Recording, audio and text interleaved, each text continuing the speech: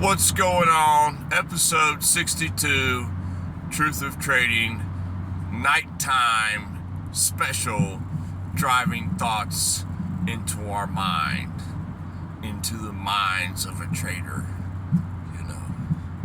Ooh, deep thoughts. I saw a beautiful opportunity yesterday on dollar yen pair.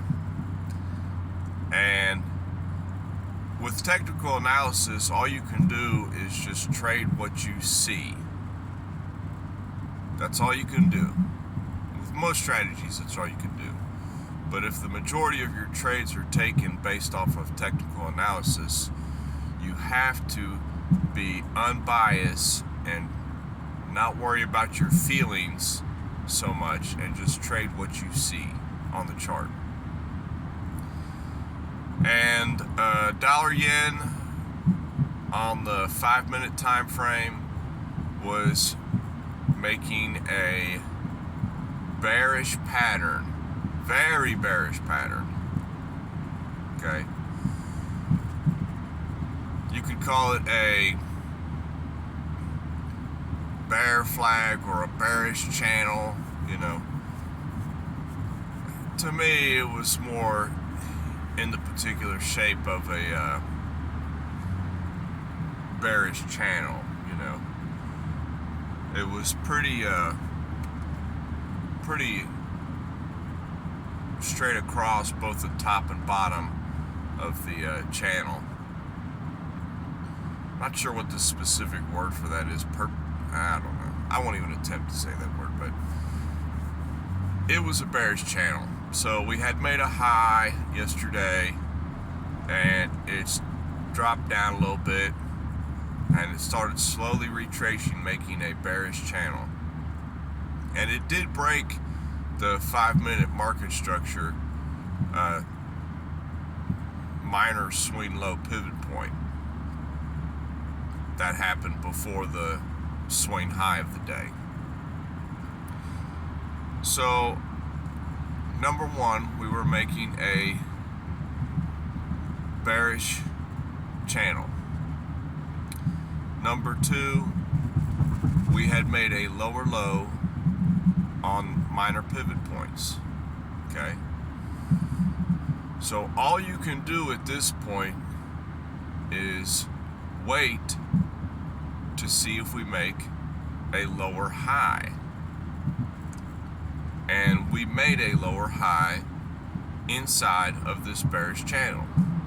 So these ideas are coming together. These technical analysis ideas are coming together. And you have to, an important thing to interrupt this story is you have to also keep any bullish ideas in your mind, you know. And so I had drawn a fib, okay, and sure enough, you know, the top of that bearish channel, it was about, I'd say about a 70%, and I had entered short. Now, just this week going extremely light. I had entered short, you know, one position, micro lot, and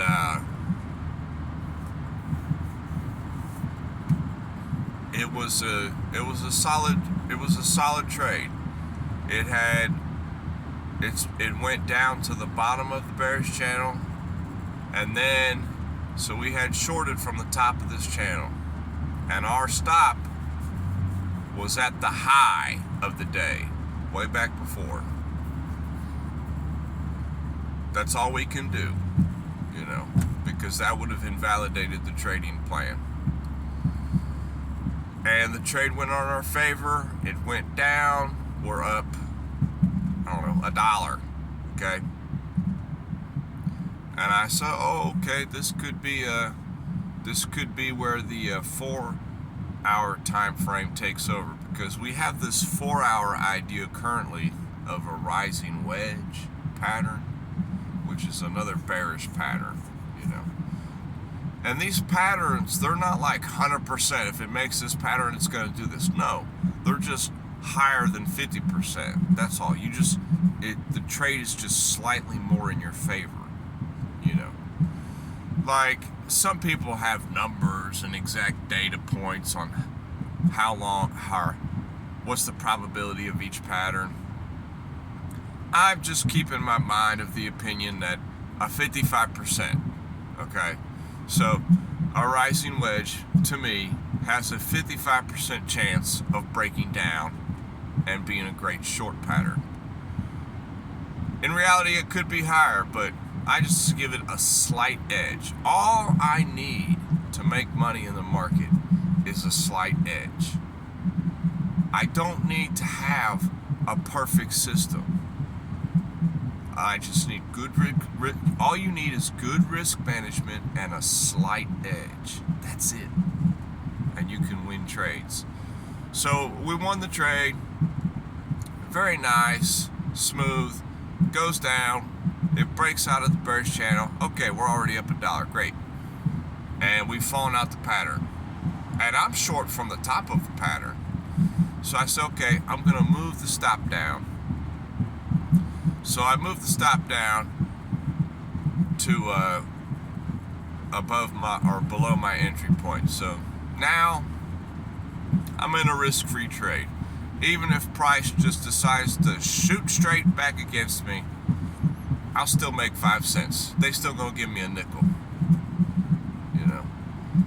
And it was this is a micro lot, very tiny size here, small position, and go to sleep. Asian session, everything's still looking great in my favor. I thought, okay, maybe the 4 hours is going to take over and we're finally going to take that leg down. You know, a larger leg down. And end of the Asian session and Euro open, it had gone down, and then it had just, it just shot up real quick. Within 4 hours, it had gone way above yesterday's high, and then immediately dropped back down to the same area where that bear flat or bearish channel was we drew out yesterday. And that happens all the time, you know. It didn't even go the quote-unquote, measured move of the bearish channel, It just dropped out, started making everybody think, okay, we're going down, and then just come right back up. That is why, like, if this example would prove to you that, okay, I need to incorporate retests into my trading strategy. And if I was awake during that time, I would have seen, okay, we're coming back up. Let's see what it does when it gets to around the same area as this bearish channel. And if I just seen it just blasted up right through it without even pausing, I wouldn't have entered the trade. I would have said, okay, whoa, we're going to make a higher high here, You cannot be at the chart all the time. You have to sleep sometime, You got to sleep. You got to work. All you can do is just, when you are at the chart and when you are trading, you just have to accept where you are in the chart. And if there's opportunity, you take it. Yesterday, opportunity, slightly winning trade. We took it. That's it. And now, at the moment, there's no opportunity. So there won't be any trade today. There's just not an opportunity because price had made a higher high and then it had dropped down, and this all happened in like rapid succession, within like a 3-hour window in the middle of the night where I'm at. And I wake up early too, so it was kind of surprising, And, well, it wasn't surprising, it was just like, it seems like there's always the best moves when you're away from the chart. And that happens, and you have to accept that. You also have to accept that whenever your trading time is, say, okay, you're a working man or working person, working woman, whoever. You're a working human. And you have this 2-hour window a day, that's your trading window. Okay? You just have to accept that there could be a setup during your window. There might not. There might not be a setup during your window. It's unfortunate, but that's generally how the market is. Especially if like say you're struggling as a trader, or say your systems might not be working too good for you, but it's a profitable system, especially on your back testings. Have you checked the times on your back testing strategies? Have you checked when those maneuvers particularly happen? Are they always happening during the Euro session? Are they always happening during the New York Open? When are you trading? Oh, your only trading time is during Sydney Tokyo session? Well, that's your problem, bruh. You're not getting your setups aren't happening during those sessions. Your setups are only happening. That just could be your problem. That's all I'm saying. It's you just have to play the strategy that and play what you can during your time. And I was very happy with that trade. It was clean. It was clean. Did it continue on to where I was expecting price to go? No. Am I upset? No. But did the actual execution of the trade work? Yes. It was beautiful.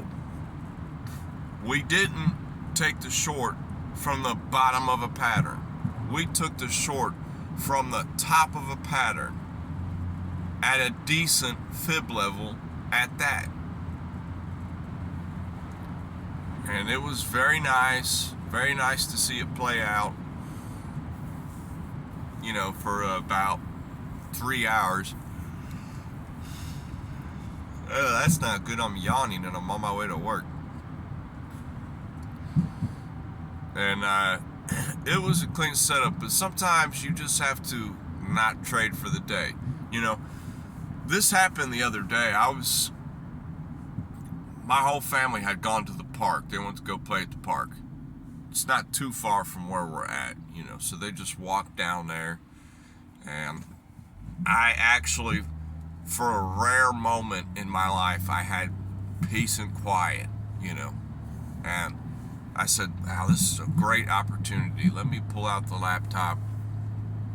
Let me see if there's any potential setups. I scanned a few different pairs, and that's when I come across,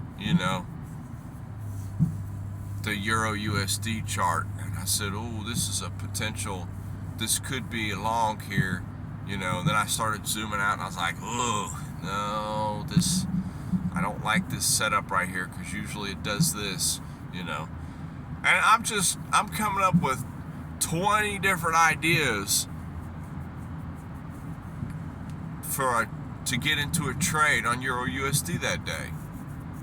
And I realized after about 15 minutes of scanning, I said, what am I doing?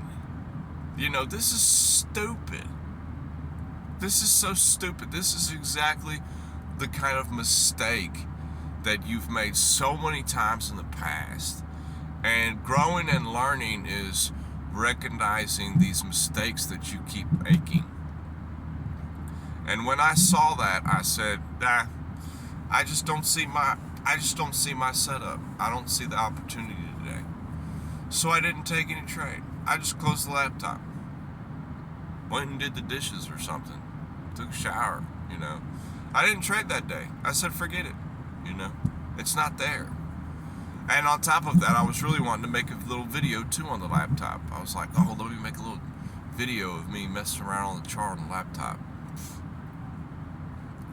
But I was wanting to get into the trade first. So that would have been a great video, to be honest, because it would have been a great video, me talking through all these ideas that I'm thinking of, and then at the end, me just be like, nah, bruh, I'm not even going to take no setup. But, at the time, I was kind of bummed out, because there's that slight, dopamine effect that a lot of traders have where, they got to be in the trade. They want to be in a trade. And I've battled that effect a lot in my trading career. But it was nice just to recognize the fact that there wasn't no setup and I didn't take the trade. And I just sat on my hands. And it was, and there's always opportunity every minute of every day, but it's all on your style and how you trade. And that's another great thing about trading. A lot of things can be the same, but it also can be a very unique experience for each person. And unless you've been trading for a little bit amount of time, that might not make sense, but everybody has their own unique little thing to it, and it's very interesting to hear other people talk about their trades and what they wait for, how they execute.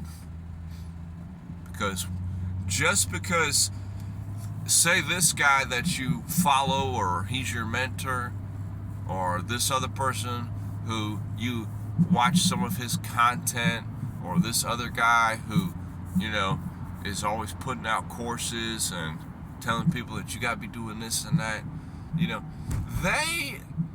if you watch them enter a trade and talk through a trade that they're entering, you will see that they might take a trade that you would be like, oh, really? I enter here? Really? And I saw that the other day, somebody I was talking to, they were talking about how they were going to enter this trade here and stuff, and it just went against so many things I have on how I take a setup, but they took it, and they made good money on that trade too. It was a scalp. They made good money on that trade. But I personally would have never taken that trade. Now, does that mean that, I'm the fool, I'm the idiot, I'm wrong? No. It just means that I have a different trading style than he does. That's all it means. It doesn't mean anything other than that. That's all it means. And you have to accept that. You have to accept that your style might be different from other people's style. Your level of risk, tolerance of risk, might be different from other people's tolerance of risk. But that's all I got. Y'all the best. I love y'all. And I'm going to get off here and hope, and we'll see what we can scan in the markets today. And I'll holler at y'all later. Peace.